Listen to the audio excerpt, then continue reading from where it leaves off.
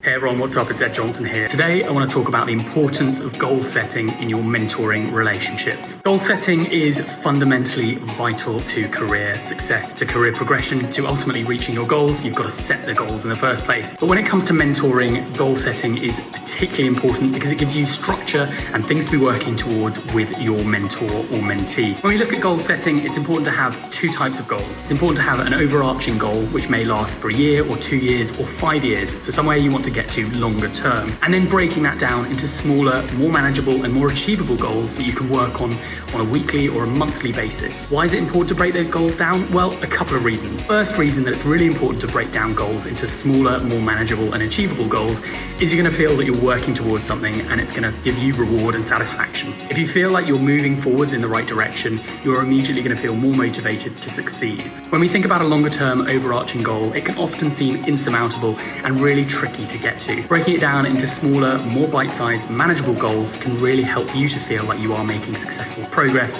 and that will keep you motivated. When we think about smaller goals, think about things that you can achieve on, as I say, a weekly or a monthly basis.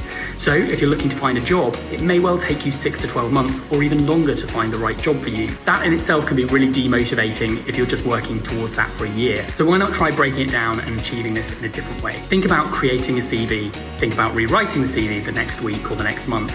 Think about then sharing it with 5 other people and getting their opinions and then rewriting it again.